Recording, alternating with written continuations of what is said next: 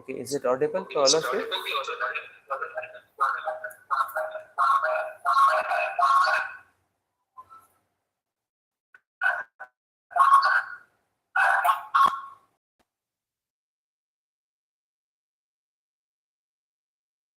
Hare Krishna. Is it audible to all of you? Okay. ठीक है.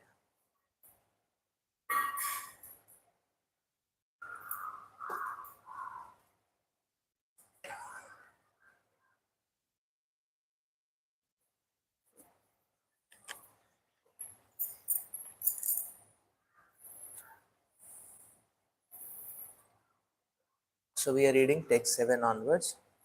Shochayanimam stvam adikashtadinam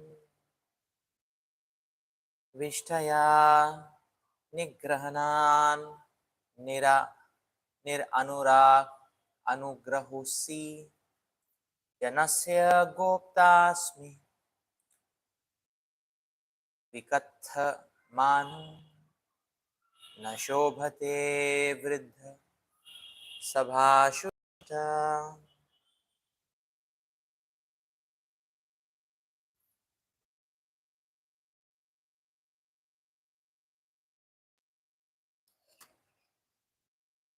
It is a fact, however, that these innocent people carrying your palanquin without payment are certainly suffering due to a great man in an assembly of persons advanced in knowledge. Purport. King Rahugana was proud of being a king, and he felt he had the right to control the citizens as he liked.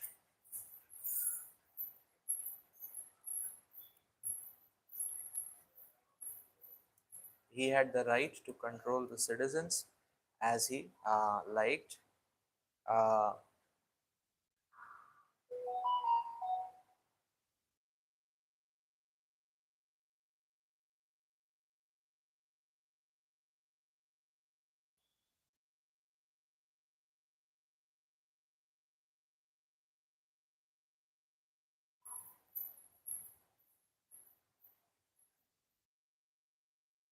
but actually, he was engaging men in carrying his palanquin without payment, and therefore he was causing them trouble without reason. Nonetheless, the king was thinking that he was the protector of the citizens. Actually, the king should be the representative of the Supreme Personality of Godhead. For this reason, he is called as Nara Devata, the Lord among the human beings. However, when a king thinks that because he is the head of the state, he can utilize the citizens for his own sense gratification, he is in error. Such an attitude is not appreciated by learned scholars. According to the Vedic principles, the king should be advised by learned sages, brahmanas, and scholars who advised him according to the injunctions given in the Dharma Shastra. The duty of the king is to follow these instructions. Learned circles do not appreciate the king's utilizing public endeavor for his own benefit. His duty is to give protection to the citizens instead. The king should not become such a rogue that he exploits the citizens for his own benefit. It is stated in Srimad Bhagavatam that in Kali Yuga, the heads of the government will be plunderers and thieves. These thieves and plunderers take the money and property of the public by force or connivance. Therefore, it is said in the Srimad Bhagavatam, Rajanyer Nirgrahanayer Dasyu Dharmabhi. As Kali Yuga advances, we can see that these characteristics are already visible. We can certainly imagine how deteriorated human civilization will be by the end of the Kali Yuga. Indeed, there will be no longer a sane man capable of understanding God and our relationship with Him. In other words, human beings will be just like animals at that time. In order to reform human society, Lord Krishna will come in the form of the Kalki avatar. His business will be to kill all the atheists because ultimately the real protector is Vishnu or Krishna. The Lord incarnates and set things in order when things are mismanaged by the so-called heads, by the so-called kings and heads of government. As Krishna says in Bhagavad Gita, Yada yada hi dharmasya glanir bhavati bharata. Of course, this takes many years, but the principle is there. When the king or the government head does not follow the proper principles, nature deals out the punishments in the forms of war, famine, and so forth. Therefore, if the governmental head is not aware of the life's goal, he should not charge, he should not take charge of ruling the people. Actually, the supreme proprietor of everything is Lord Vishnu. He is the maintainer of everyone. The king, the father, and the guardian are simply representatives of Lord Vishnu, empowered by him to look after the management and maintain things. It is therefore the duty of the head of the state to maintain the general populace in such a way that people will ultimately know the goal of life. Nate vidu swarthagatim hi Vishnu. Unfortunately, the foolish governmental head and the general populace do not know that the ultimate goal of life is to understand and approach Lord. Without this knowledge, everyone is in ignorance and all the society is crowded with cheaters and cheated.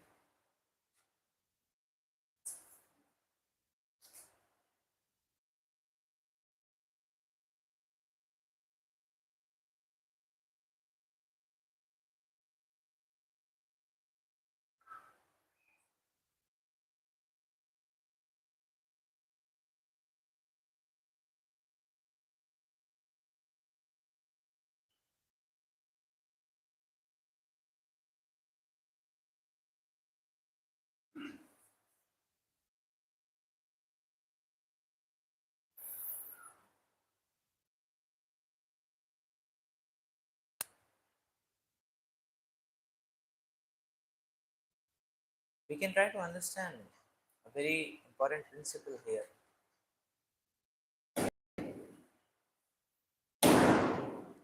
So it seems that Maharaj Rahugun was a pious personality, but as is being very explicitly described and pointed out by Maharaj Jadabharat himself, that this Maharaj Rahugun was forcibly engaging these palanquin carriers in his service just because he was the king,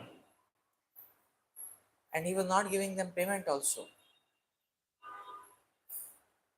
He was not giving them any salary.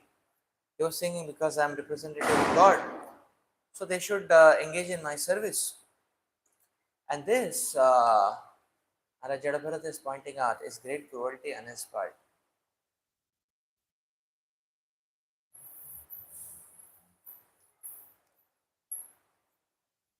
So in this way, we can try to understand that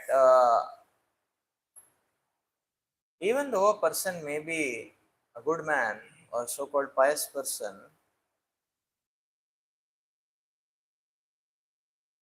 but still, if one is not under the guidance of saintly personalities, if one is not taking the instructions, if one is not reiterating the instructions of the scriptures and acharyas, then one is sure to get bewildered.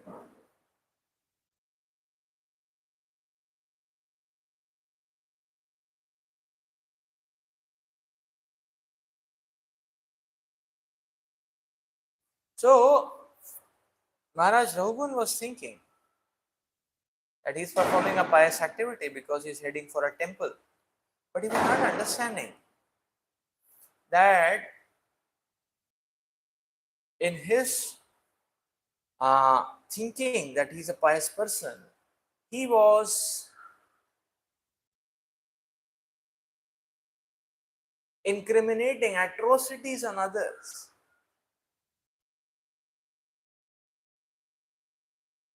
Therefore, we can also understand that many times mode of goodness is not because in mode of goodness also there is exploitation.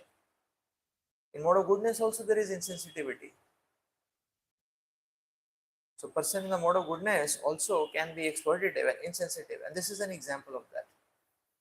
That how a person mode of goodness can also be insensitive and exploitative. See Maharaj Rahuguna, he was on a goodness venture.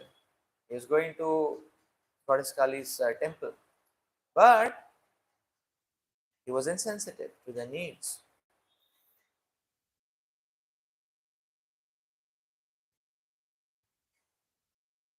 of his own citizens, the palanquin carriers. So this is called as false ego. That means false ego is very much prevalent in goodness also. It's not that false, no goodness, the mode of goodness is bereft of false ego. No. Mode goodness also there is ego, there is insensitivity, there is exploitation. Only as it goes from goodness to passion, it starts taking a more and more gruesome and horrible shape. That's the only difference. But there is exploitation, goodness. So,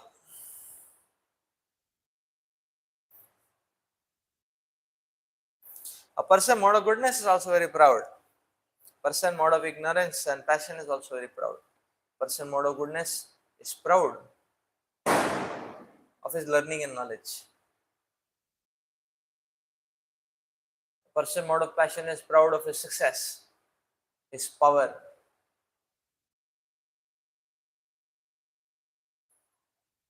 And person in mode of ignorance is proud of his deceitful nature, cunning and deceitful nature.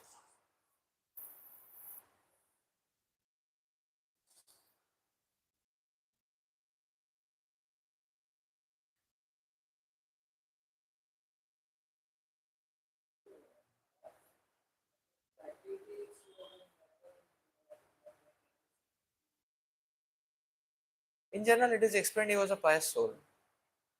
He was not a bad person in general.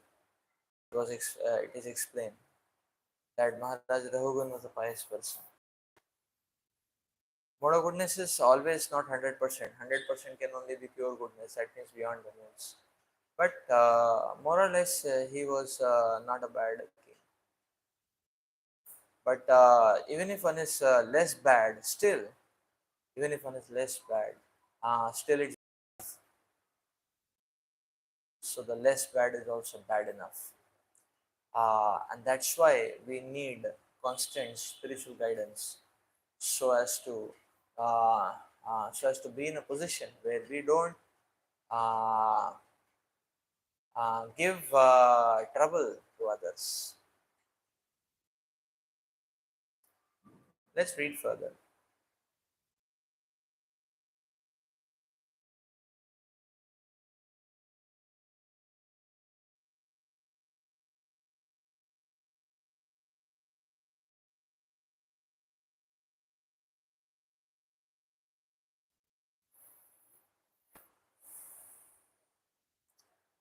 Text 8.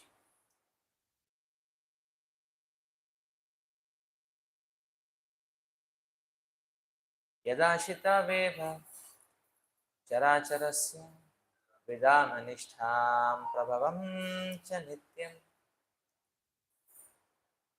तन्नामतो अन्यात् व्यवहारमूलं निरूप्यतां सत्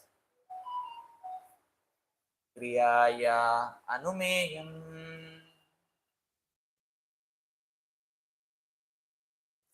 All of us on the surface of the globe are living entities in different forms. Some of us are moving and some not moving. All of us come into existence, remain for some time, and are annihilated when the body is again mingled with the earth. We are all simply different transformations of the earth. Different bodies and capacities are simply transformations of the earth that exist in name only. For everything grows out of the earth, and when everything is annihilated, it again mingles with the earth.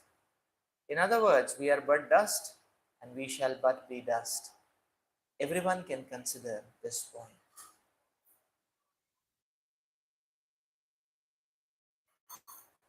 In the Brahma Sutra purport, it is said, Tadananyatvam Arabhambana Shabdadibhya.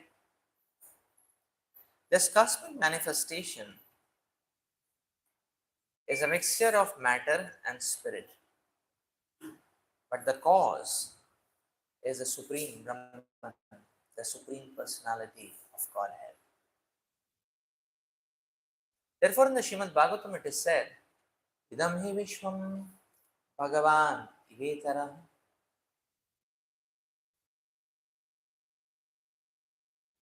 The entire cosmic manifestation is but a transformation of the energy of the Supreme Personality of Godhead. But because of illusion, no one can appreciate that God is non-different from the material world. Actually, He is not different. But this material world is simply a transformation of His different energies. Parasya Shaktir Vividhaiva Shruyate. There are also other versions of this in the Vedas. Sarvam Khalam Idam Brahma. Matter and spirit are all non-different from the Supreme Brahman, Bhagavan. Lord Shri Krishna confirms this statement in the Bhagavad Gita 7.4. Me bhinna prakritir ashtadaha. The material energy is Krishna's energy, but it is separated from him. The spiritual energy is also his energy, but it is not separated from him. When the material energy is engaged in the service of the Supreme Spirit, the so-called material energy is also transformed into spiritual energy. Just as iron rod becomes fire when placed in contact with fire. When we can understand by an analytical study that the Supreme Personality of Godhead is the cause of all causes, our knowledge is perfect. Simply understanding the transformations of different energies is partial knowledge. We must come to the ultimate cause. Na te viduhu swarthagatim hi Vishnu. The knowledge of those who are not interested in knowing the original cause of all emanations is never perfect knowledge. There is nothing in the phenomenal world that is not produced by the supreme energy of the Supreme Personality of Godhead. Aromas from the earth are different scents manufactured and used for different purposes, but the original cause is the earth and nothing else. A water pot is made of earth, which can be used to carry water for some time, but ultimately the pot is nothing but earth. Therefore, there is no difference between the pot and the original ingredient, the earth. It is simply a different transformation of the energy. Originally, the cause of the primary ingredient is the Supreme Personality of Godhead, and the varieties are only byproducts. In the Chandogya Upanishad, it is said, Yata Shaumyekanamrit Pindena Sarvam Mrinmayam Vijanatam Syat Macharam Dhanam Vicharunama Namadheyam Mritiketi Eva Satyam. If one studies the earth, he naturally understands the byproducts of the earth.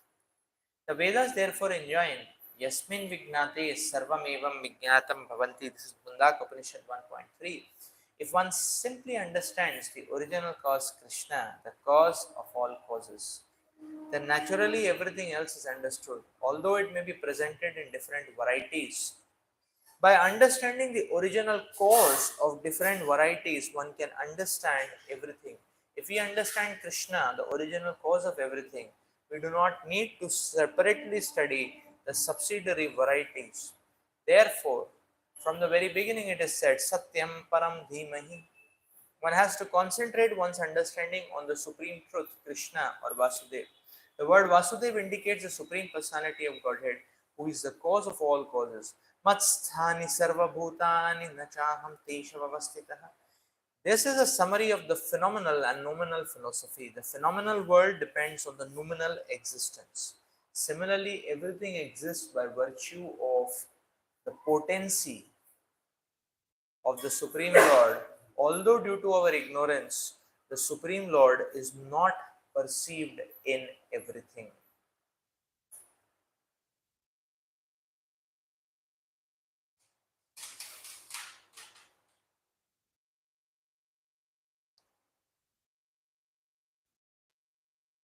Herein,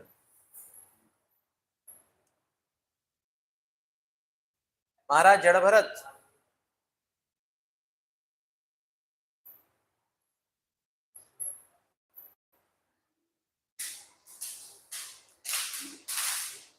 is explaining our identity.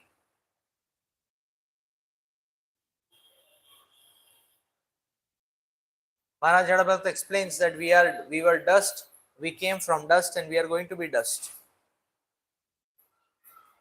And during this journey, we keep collecting dust. Because anything we collect gets reduced to dust and powder. So ultimately, it's dust and powder only.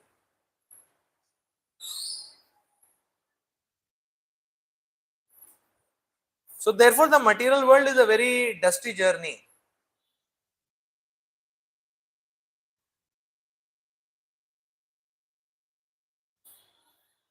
That is the point.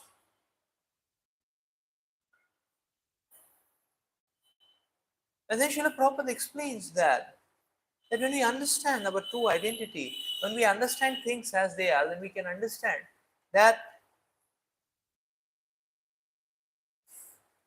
the Supreme Lord is everywhere.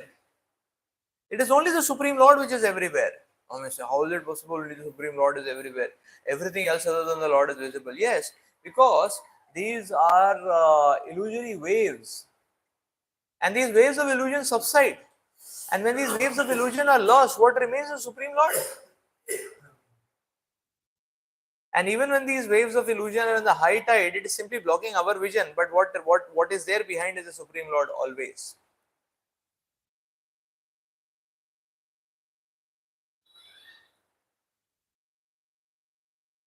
So interestingly, this material world is a perfect example to learn great lessons from.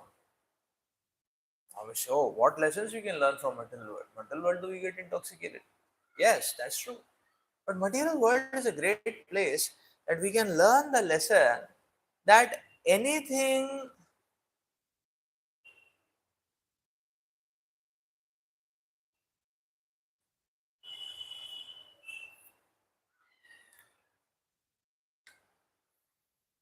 anything and everything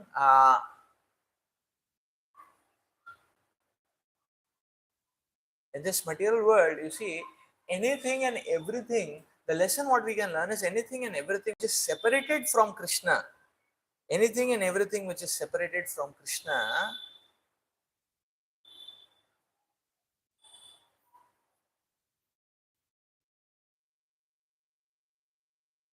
disintegrates in due course of time. And that is the lesson we can learn. That anything which is separate from Krishna cannot sustain. It disintegrates. It merges into the oblivion. So therefore, in this material world, things start on a very big note, but nothing sustains. Because the sustaining principle is the Sambit Shakti of the Lord. The sustaining principle is the connection to the Lord. And therefore, without the connection to the Supreme Lord, nothing can sustain. And therefore, this material world is a perfect example to see that even though there may be a perfect display of such a panoramic energy, which is so fitting and irresistible, but this display gets reduced to dust and powder with time because Krishna is not being highlighted in the front.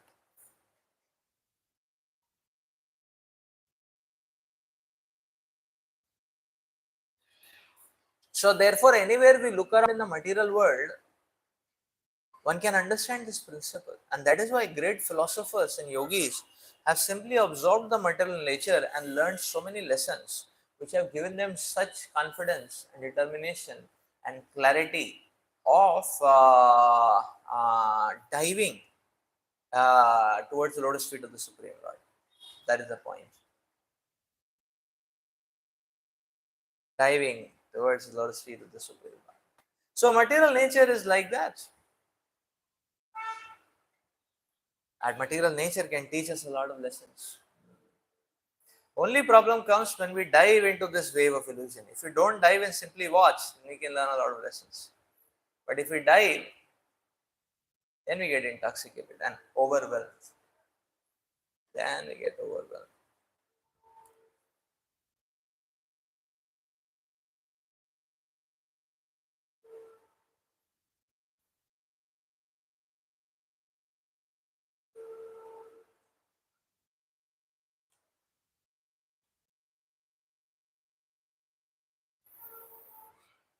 Just like as long as one is on the beach, one can relish the sea waves and the scenery, and the waves are coming, waves are going. But one goes into the sea, it can be risky. The waves can be overwhelming.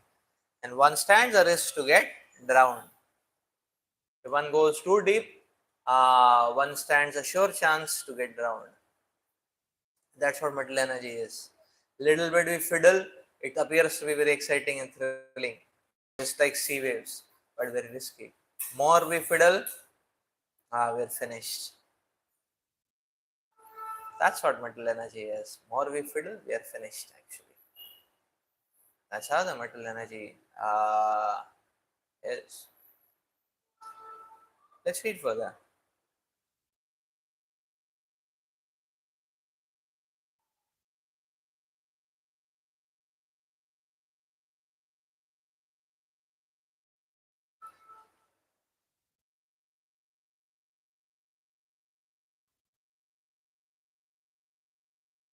Text 9. एवं निरुक्तं क्षितिशब्दवृत्तम् आसन्निधानात् परमानवो ये अविद्यया मानसा कल्पितस्ते येषां समूहेन कृतो विशेष.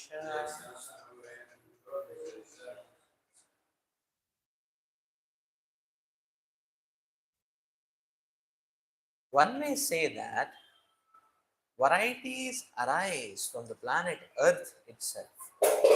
However, although the universe may temporarily appear to be the truth, it ultimately has no real existence. The Earth was originally created by a combination of atomic particles, but these particles are impermanent. Actually, the atom is not the cause of the universe, although some philosophers think so. It is not a fact that the varieties found in this material world simply result from atomic juxtaposition or combination. It is not a fact that the varieties found in this material world simply result from atomic juxtaposition or combination. Those who follow the atomic theory think that the protons and electrons of atoms combine in such a way as to bring all the material existence into being. However, the scientists fail to discover the cause of the atomic existence itself. Under these circumstances, we cannot accept the atom to be the cause of the universe. By unintelligent people. According to real intelligence, the real cause of the cosmic manifestation is the Supreme Lord. Janmadhyasya. He is the original cause of all the creation.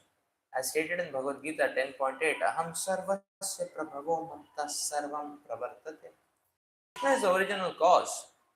Sarva karana karanam. He is the cause of all the causes.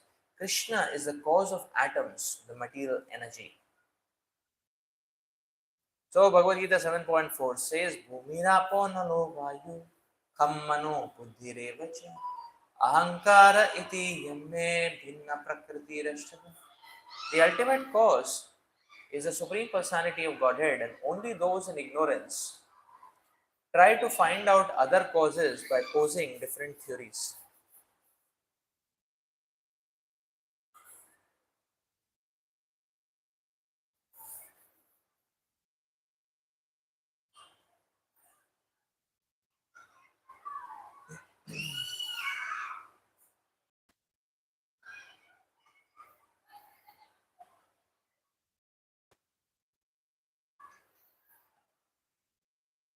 Srila Prabhupada is evaluating this beautiful point, or this beautiful argument. Everything, all this variegatedness is coming from the earth.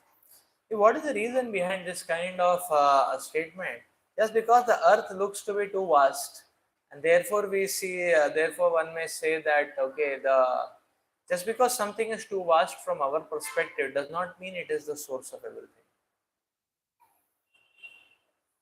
Just like there is this proverb that the blind are going to elect a one-eyed person as the leader. Andho mein kana Raja. He may not be Raja, he may not be the most smart person, but only relatively it appears that this person is very intelligent. The same point. So therefore, in general, people are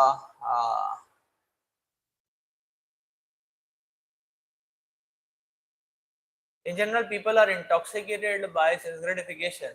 So somebody can go a little out of sense gratification and can view sense gratification from a little outside perspective and can philosophize sense gratification. He is considered to be very intelligent. Just because he has gone out and taken the time and sense control to go out and see it and philosophize it. And that is why the people say, speaking about philosophy, a philosophy centered around sense gratification and animalism is no good, is no in no way higher than direct engagement in sense gratification. So in that sense,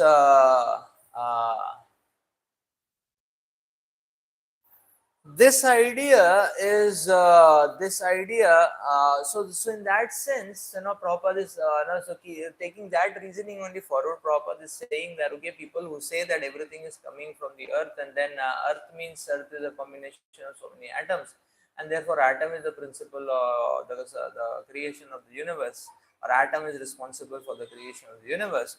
And Prabhupada says such people are unintelligent people. Such people are unintelligent. Why they are unintelligent? Because although they have gone a little out, but their vision is focused on the same thing. Therefore, they are unintelligent.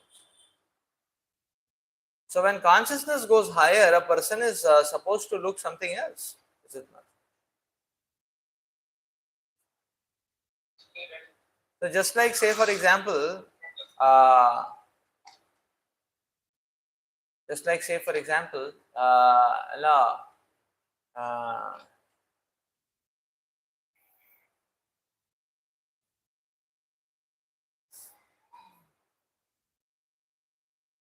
say for example, a person is walking on the road. A person is walking on the road and is looking down on the ground, and therefore he hits another man or he hits a pole. A person says, sorry, I did not see. So okay, it is sorry that he did not see, but the point is that such a person, so okay, it is sorry that he did not see, but the point is that such a person is unintelligent because he has the capacity to see, but he has not utilized his vision. So is a person simply walking, looking on the ground. Even an ant can understand what's happening in the ground, or even a creature which crawls around can see what is happening on the ground. But a person, a human being, is given a higher facility that one can understand what's happening on the ground, but one can understand what's happening in front and what's happening a little bit around also, on both sides, left and right. And therefore, one can have that holistic vision simply by walking. But one who is simply looking on the ground only, even though one has facility to look around, is unintelligent. It's a suboptimal usage of a facility which is given. So, if a facility is given, but if one is simply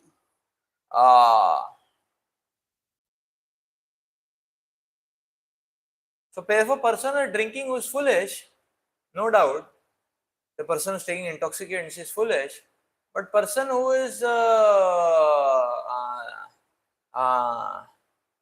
person who is simply observing and doing analysis on observation and passing on results, he is equally foolish, if not more. Because although he is not in an intoxicated state,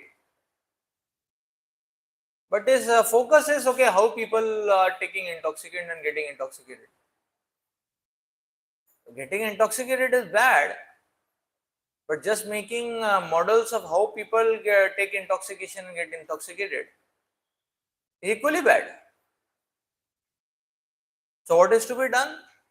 Only the direction of the vision has to change. The direction of vision and research is not that okay, this intoxicant, this is how this intoxicant intoxicates, and this is how people get intoxicated. And there is no use of that kind of research. Research should be how to get out of intoxication, or not to fall trap to intoxication in the first place only. How to eradicate all mentality of feeling attraction towards the intoxication. That is substantial research. So therefore,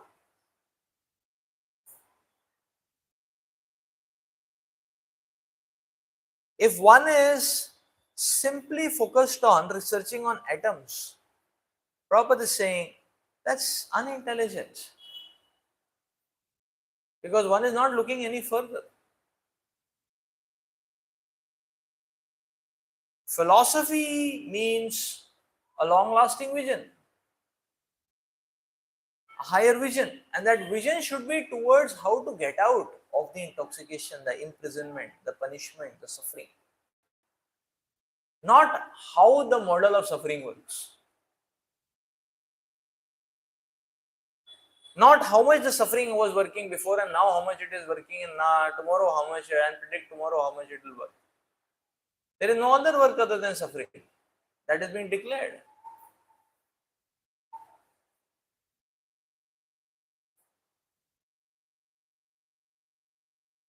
So that's why Srila Prabhupada is saying that this simply research on atoms is not of much use.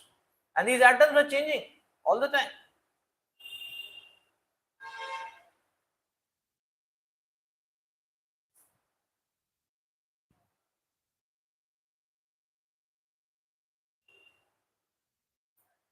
So this world is not just a different combination of atoms.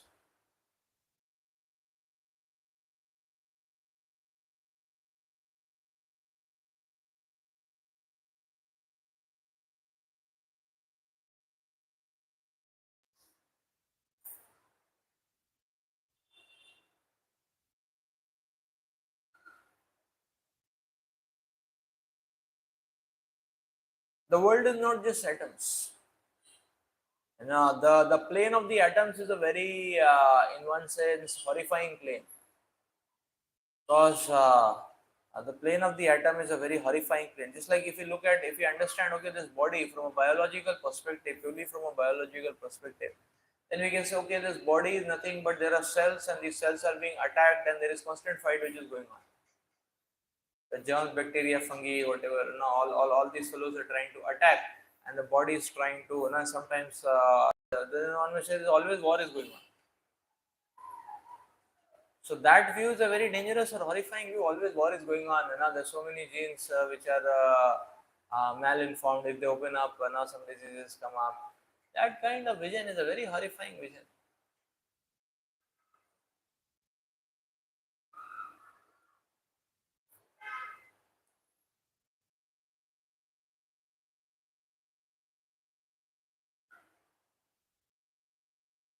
But one can have a much higher and better vision than that.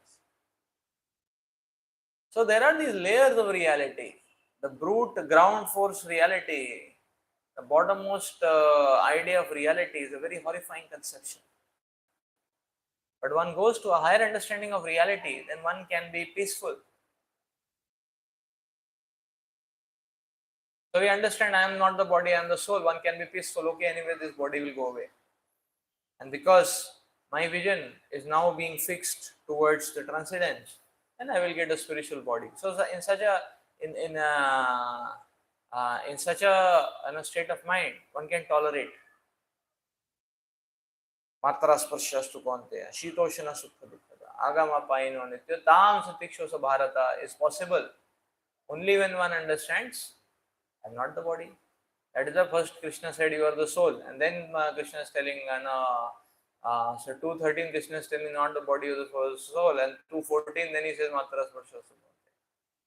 Because without understanding a higher knowledge, there is no question of tolerance.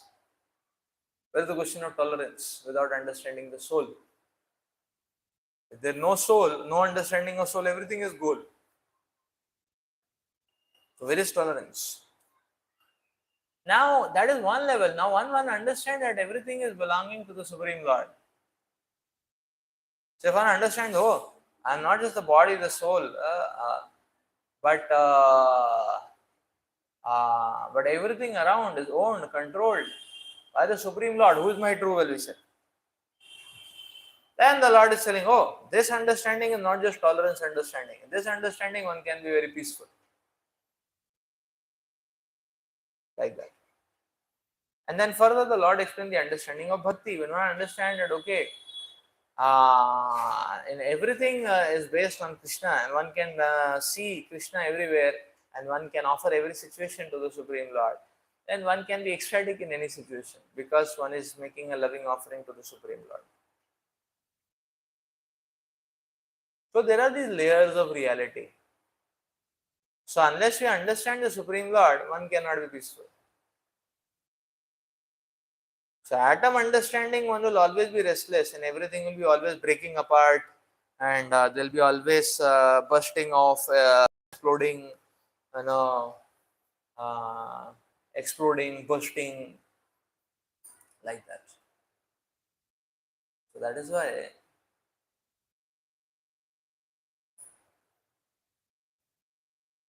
the atomic understanding all in all.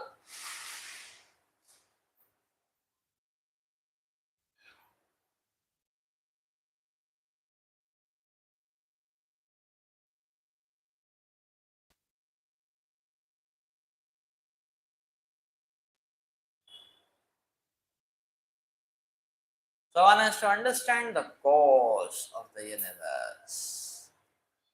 Cause of the universe is the Supreme Lord. When one understands that, one can become very peaceful, one can become very ecstatic, and one can become undisturbed by the crests and troughs of this material world, by the ups and downs of this material world. Let's read further. This is text 10. Evam prisham स्थूलमनोर्बृहद्या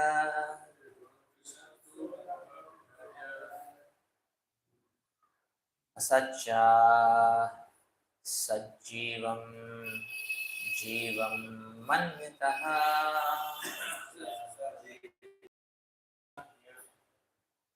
द्रव्या स्वभावा सयालकर्मा नाम्ना जया वेहि कृतं द्वितीयम्.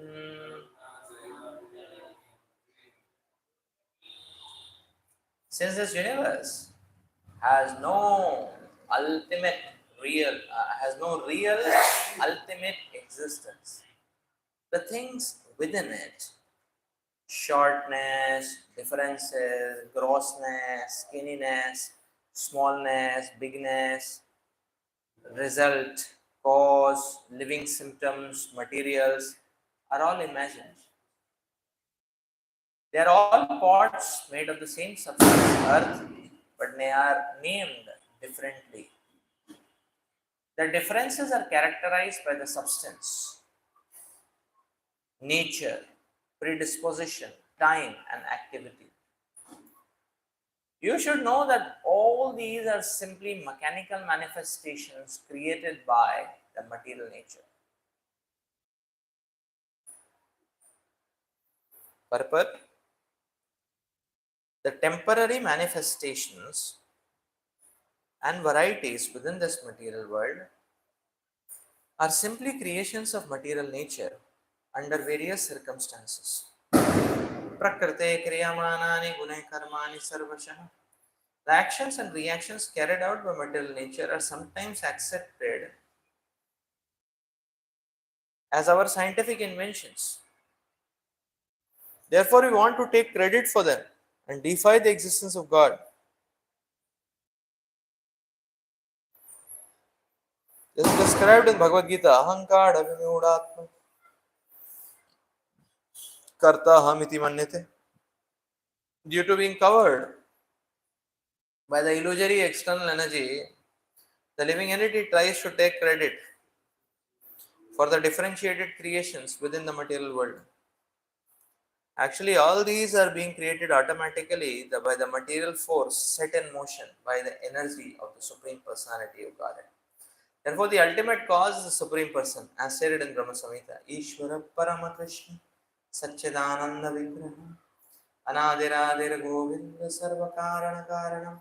He is the cause of all causes, the ultimate cause. In this regard, Srila Madhvacharya says, Evam Sarvam Tatha Prakritvayai Kalpitam Vishnuranya Evam Prakritayadharaha Swayam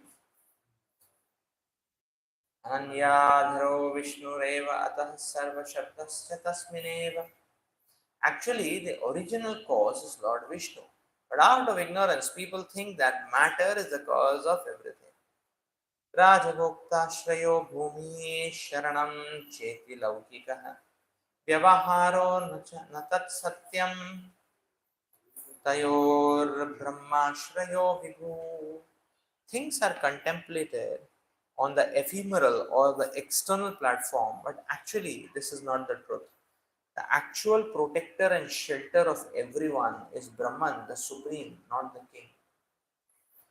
Gopatre च तस्य प्रकृतिस्तस्य विष्णु स्वयं प्रभु तवा गोपत्रे तु पृथ्वी न त्वां गोप्तशिते स्मरः अतः सर्वश्रेयश्चैव गोप्ता च हरिरीश्वरः सर्वशब्दाभिधेयश्च शब्दवृत्तेर्हि कारणम् सर्वान्तरः सर्वबहिः एक एव जनार्दनः.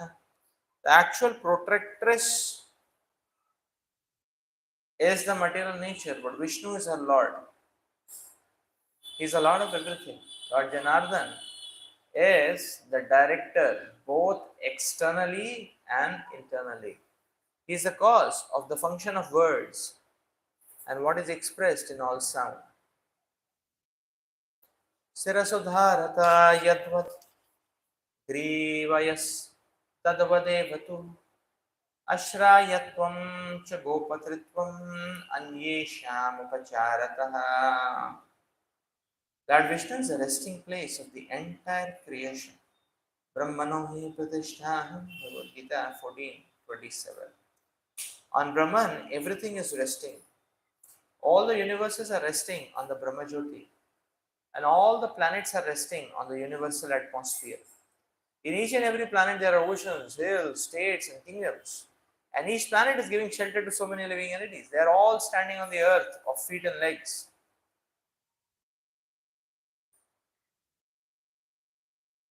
Torso and shoulders, but actually everything is resting ultimately on the potencies of the Supreme Personality of Godhead.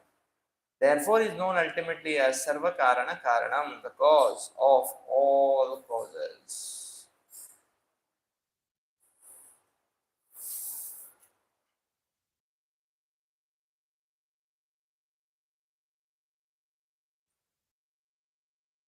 There is a very beautiful explanation here.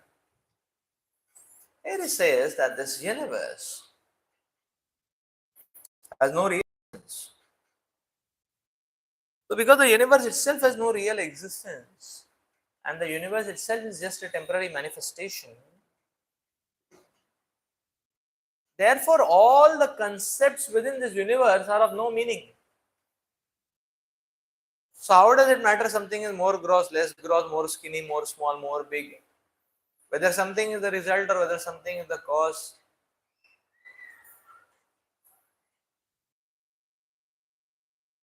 So, the entire concept of material world is an illusion, and therefore, building a universe within that concept doesn't make any meaning or doesn't carry any meaning. That is the beautiful point we are learning here. So they are all parts made of the same substance, the earth. That is the point here. So that means that this is better, this is worse, this is good, this is bad. All these are illusory concepts.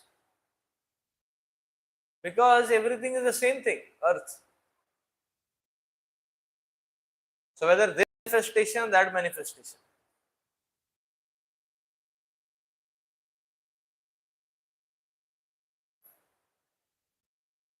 It doesn't matter, it's all the same. Like sometimes people are very fussy about the shape of a chapati, say for example. This one is round, this is Australia's, this is Kolkata, Singapore, different designs. Whatever the design of the chapati, it doesn't matter.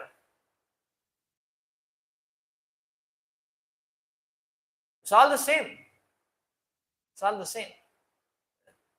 So that kind of differentiation, illusory differentiation.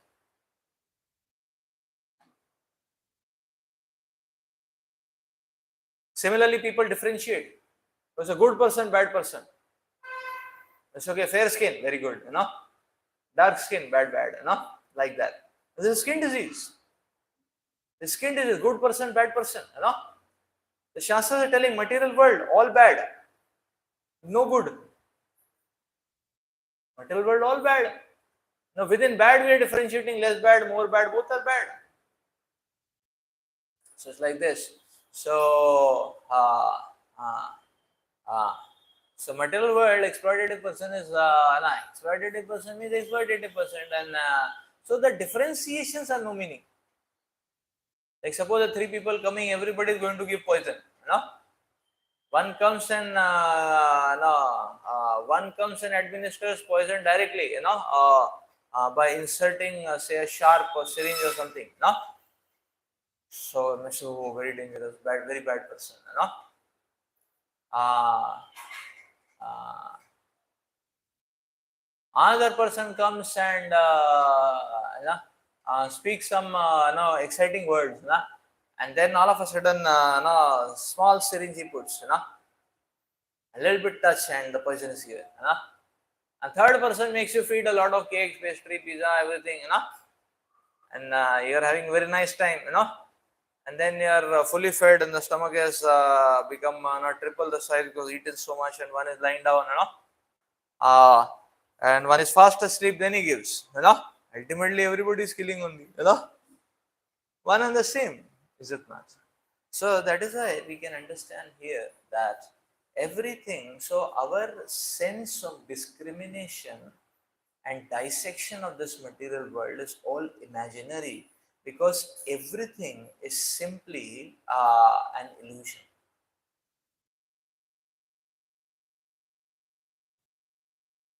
It's just one manifestation, another manifestation, another manifestation, all the same thing.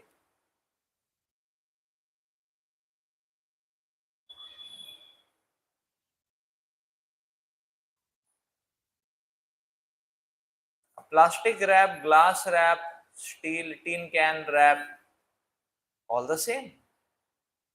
The temporary manifestations.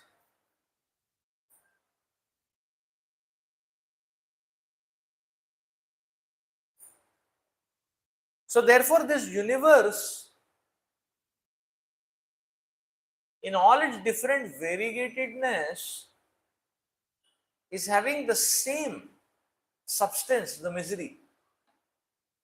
And therefore, getting out of the material tabernacle or this material affairs it should be the prime duty of every living entity.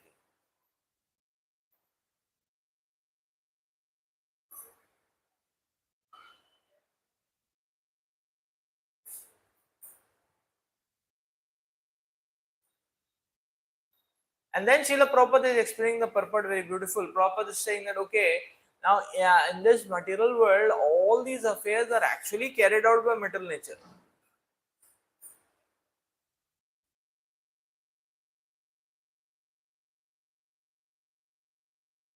But people think that this is their creation. Ahankara vimudatma karta ham iti manyate. Ahankara vimudatma karta ham iti manyate. So a foolish person not having a Shastric vision, a very shallow vision, such a person thinks I am the doer. So people think I am furthering I am furthering. This is me who is deciding. This is me who is doing it. But actually, everything is being done by the material nature. So basically, the living entities go where the material energy has to take them. They don't go anywhere else. Person is thinking, no, no, no. We have evolved and we have advanced to bring about a civilization like this. No, no, no, no, no. Material energy has dunked us and kicked us to make us into this fallen condition of life. How is it possible? How does the material energy do that? Because whatever the material energy wants the living entities to take up, she keeps showing that. And some such so-called intelligent person observes it. And he says, hey, this was not visible before. क्योंकि material energy में पहले दिखाया नहीं था ना, because previously it was mode of goodness. तो ये तमोगुनी चीज दिखाई नहीं थी पहले. This tamoguni effect, this rajaguni effect, this ramoguni principle, pattern, material nature had not highlighted and zoomed. So it was not in our visible this thing. So the material energy showed it. ये देखो ये principle. अच्छा है ना ये? And the people pick it up. The person thinking, I am inventing. But no, material energy is just automating her work. That's all. That's the point. People think I have discovered atom bomb. I should give you a Nobel Prize. Na? Hey, Baba, you have not discovered atom bomb. Na? The material energy wanted to create some destructive automation. So the material energy is showing, inspiring some people to look here, this is very good something here. They say, what is there? What is there? Oh, bomb, boom. So, prakrite kriyamanani, gune karmani sarva. Ahankar vimudatma, karta hamiti manyate. So the ahankar vimudatma is thinking, I am doing it. I have created this atom bomb. You see, this is my invention. I have created biological weapon, my invention. Arey fool, not your invention. The metal nature just highlighting. And therefore you see most of the technology is coming up today very destructive. Why destructive? Because that is what the metal energy is showing. Just to automate her process of dealing and handling with the degraded population of the tamoguna, rajaguna population. So whatever material energy shows us is what we get. Is it not?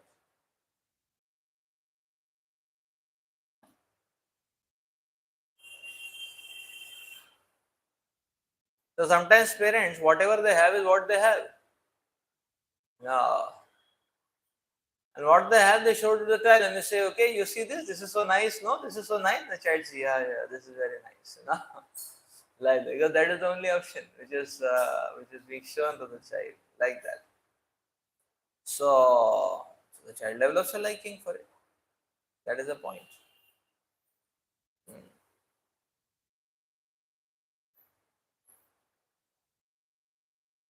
Just like I remember, unfortunately, our life, our family, they were all non-veg. So they used to show non-veg and they used to say, this is very nice, very tasty, very tasty, very tasty, very tasty. Take it, very tasty, very tasty. Yes, tasty.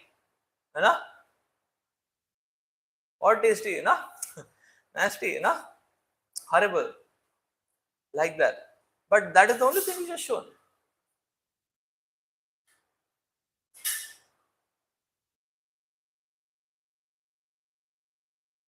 So in childhood, people used to ask me what is their favorite dish. But because I was told some particular non-veg item very tasty, very tasty, very tasty, so I also felt okay, tasty means that. Favorite dish means that, so I would quote that. Sahankar vimuda karta. This is how we are deluded. Very deluded. Like that. So we think that my choice. It's not my choice. Material energy is showing us. See this, see this, see this. I want it. You know? That's how it is. That's all that is. Actually.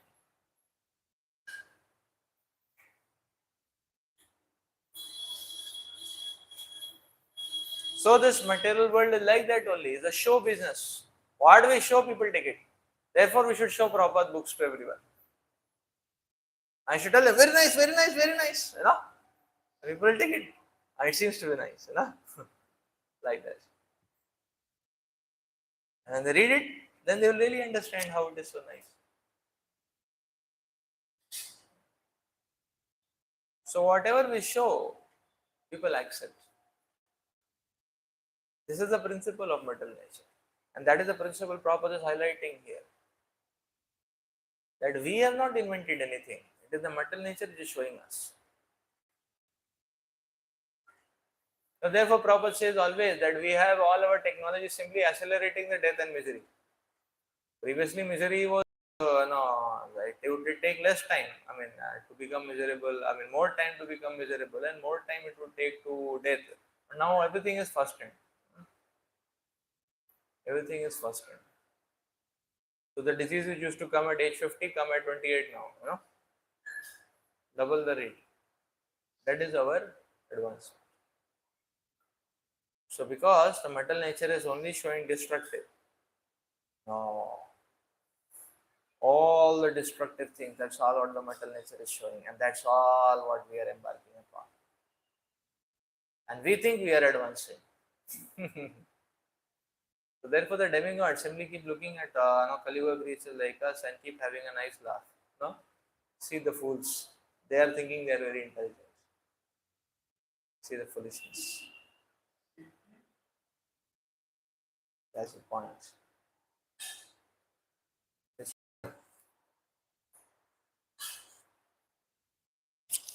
So Krishna is the cause of everything, but because one only keeps looking and fluffing around in these material flavors, one thinks that the material variegatedness is the cause. Look at the unfortunate situation. So we'll read further. This is text 11. Canto 5, chapter 12, text 11. Jnanam vishuddham paramarthamikam anantaram tat abahir brahma satyam pratyak prashantam bhagavat shabda samajnam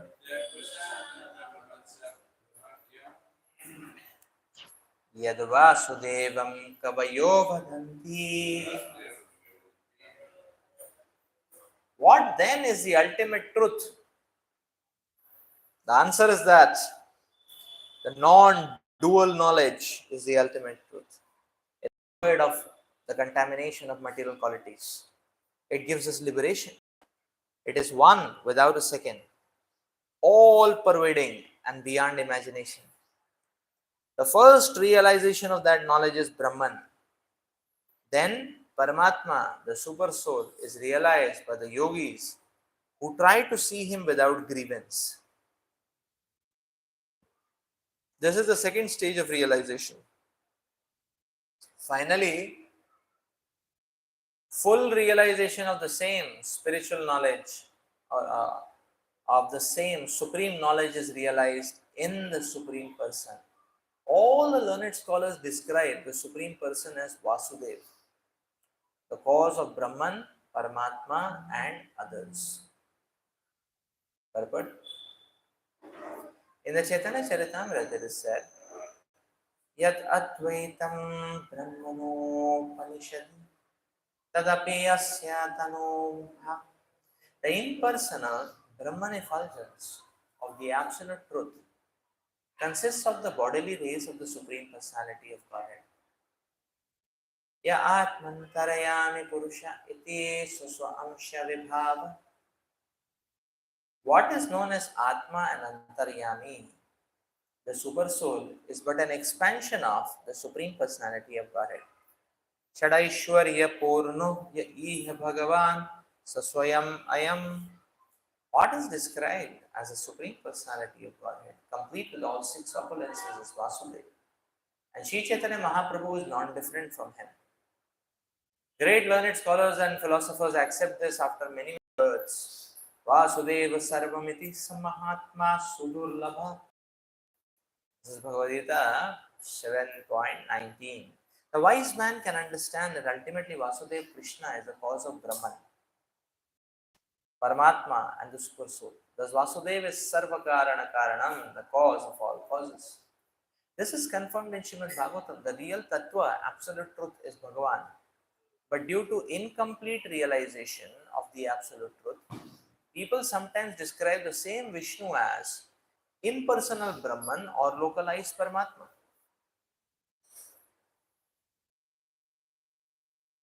Vadanti tattvavidastatvam yajnanam avyayam brahmeti paramatmeti bhagavaniti shabdate. From the very beginning, Srimad Bhagavatam says Satyam Param Dhimahi. We meditate on the Supreme Truth. The Supreme Truth is explained here as Jnanam Vishuddham Sattvam. The Absolute Truth is devoid of material contamination and is transcendental to the material qualities. It gives all spiritual success and liberation from this material world.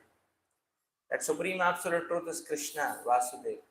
There is no difference between Krishna's inner self and outward body. Krishna is Purna, the complete whole. There is no distinction between his body and soul, as there is between ours. Sometimes so-called scholars, not knowing the constitutional position of Krishna, man manabhava,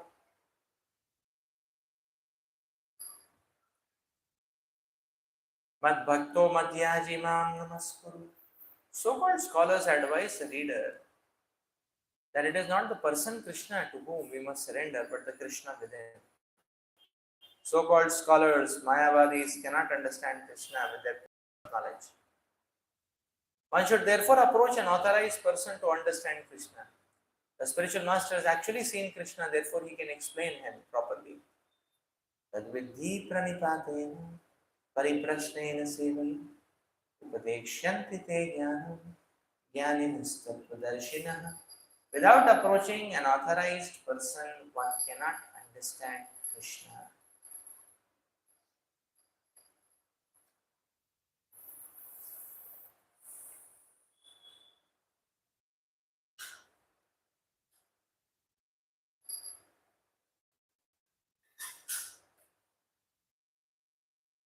Everyone is tossing around in dualities. And because of dualities, everyone is bound.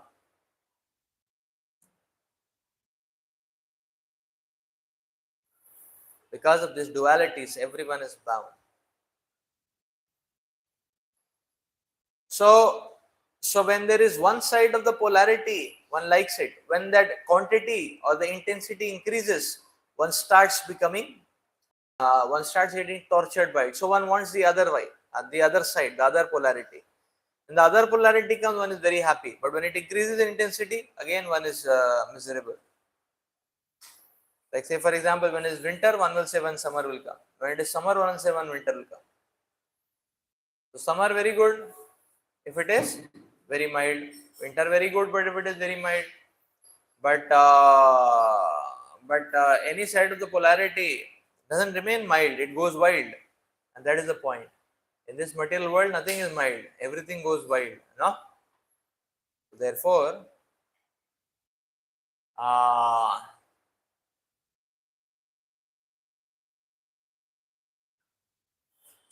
one is tortured by any side of the polarity. This is the problem with duality.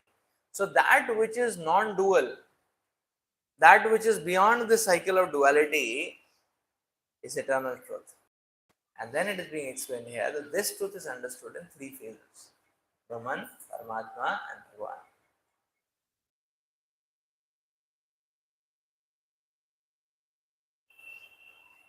So Brahman, the eternal aspect; the Paramatma, the localized and all-pervading aspect; and Bhagavan, the Supreme Personality of Godhead.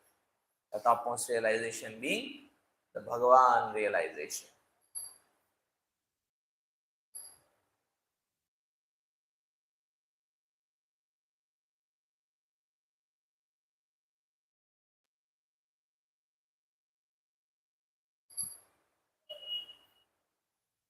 So this realization comes after a long time, as it is being said.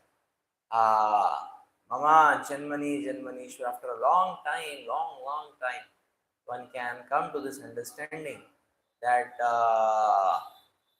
Vasudeva Sarvamati, Samahatma Sudurluga, a rare soul after long time will realize that Lord Vasudeva is everything.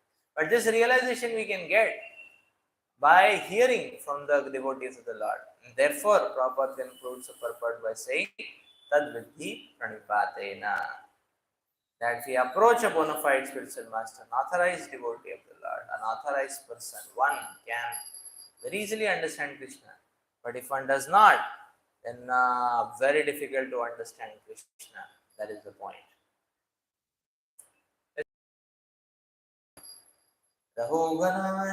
Rahogana Yati Nachejaya Nirvapana Krihadava Chandasanaiva Jalapni Surye Vina Mahatpadarajo Vishek.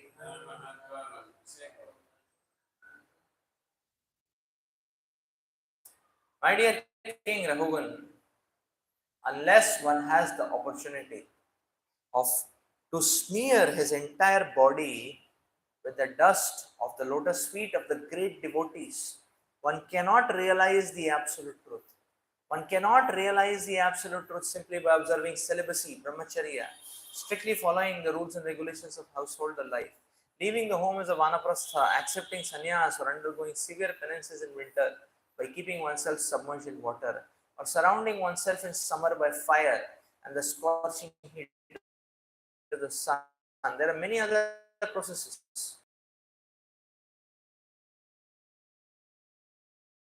Truth, devotee. Purpose.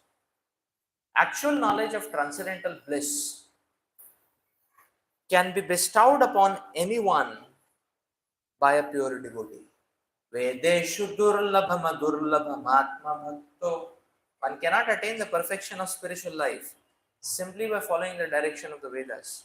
One has to approach a pure devotee. Anya abhilashita shuddhi jnana karma dhyanavritam.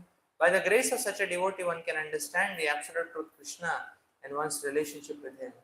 A materialistic person sometimes thinks that simply by executing pious activities and remaining at home, one can understand the absolute truth. That is denied in this verse. Nor can one understand the absolute truth simply by observing the rules and regulations of brahmacharya, celibacy. One only has to serve the pure devotee. That will help one understand the absolute truth without fail.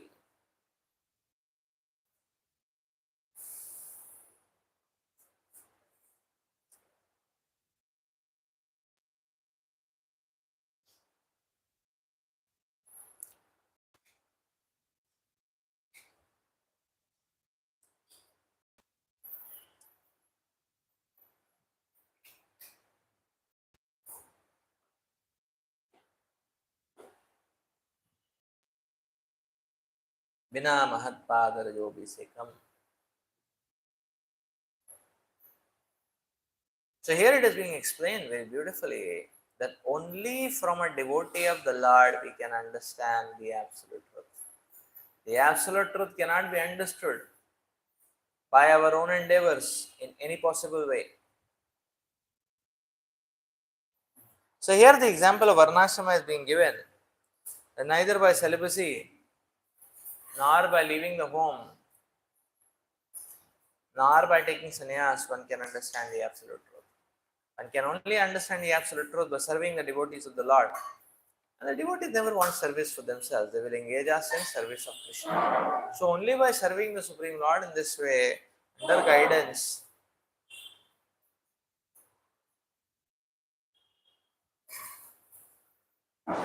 can one realize this absolute truth.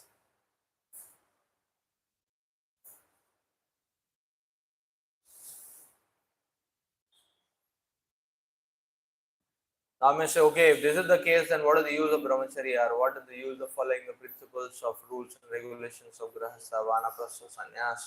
What is the use of all that? That's a great point. The point is, the Varnashrama is the facilitation platform. The Varnashrama is facilitation platform. But if the person has no goal and no knowledge, then the facilitation becomes meaningless.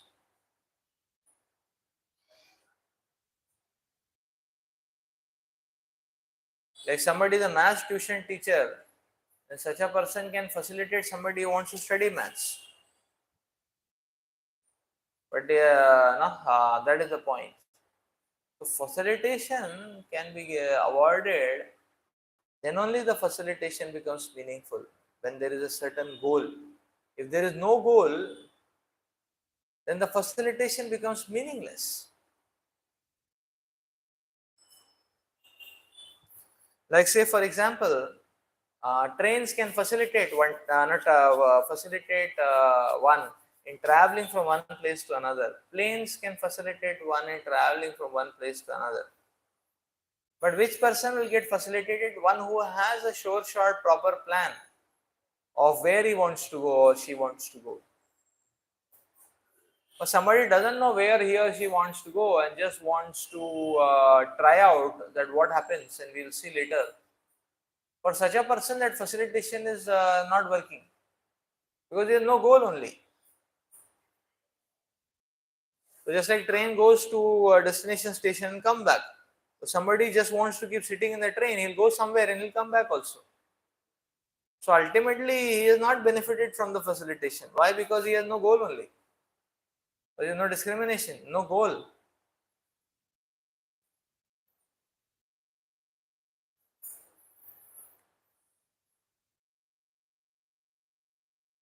So therefore, the Varnashrama, the celibacy in itself is of no use.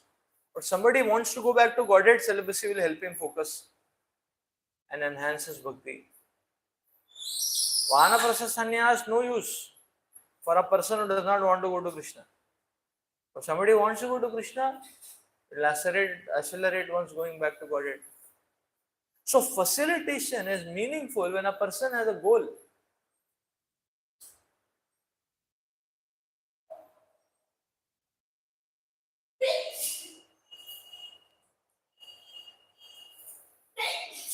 If somebody is hungry, then a food provider will be taken with great gratitude. Oh, you're providing food. Thank you very much. Somebody is not hungry, even if the other person is providing 20 items variety, that will not be much use. So in the same way, all austerities, penances, renunciation, everything is meaningful only when the goal of a person is to go back to Godhead. If the person has no such goal of going back to Godhead, all this facilitation becomes meaningless.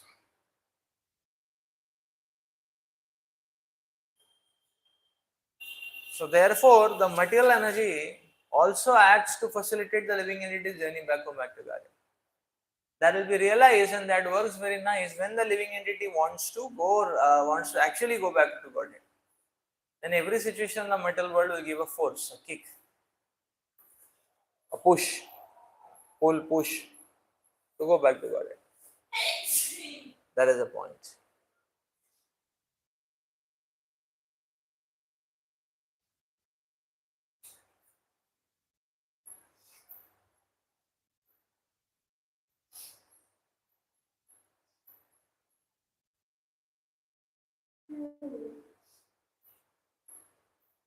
So therefore, Prabhupada is saying a materialistic person sometimes thinks that simply by executing pious activities and remaining home, one can understand absolute truth. No, one has to serve the pure devotee.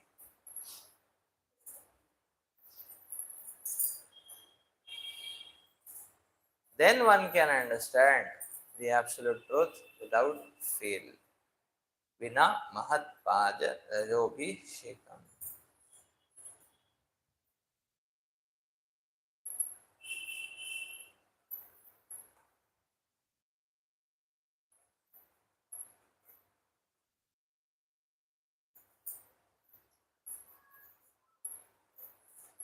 यत्रोत्तमश्लोकगुणानुवादा प्रस्तूयते ग्राम्यकथा विगथा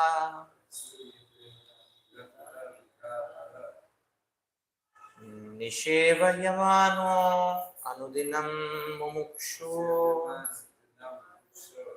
मतिं सतिं यच्छति वासुदेवे. Who are the pure devotees mentioned here? In an assembly of pure devotees, there is no question of discussing material subjects like politics and sociology. In an assembly of pure devotees, there is discussion only of the qualities, forms, and pastimes of the Supreme Personality of Godhead. He is praised and worshipped with full attention. In the association of pure devotees, by constant hearing such topics respectfully, even a person who wants to merge in the existence of the absolute truth abandons this idea and gradually becomes attached to the service of Vasudeva.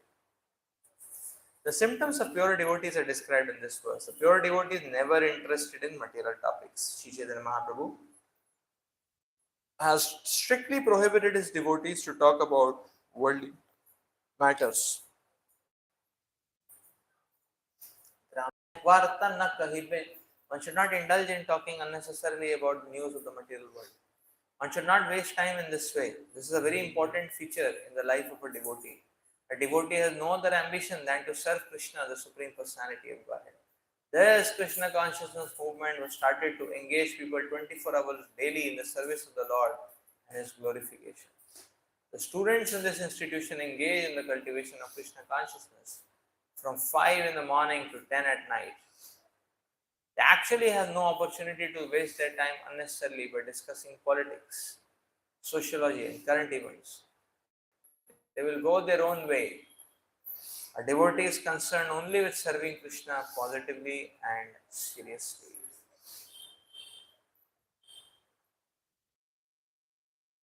Okay, so let's stop here for today.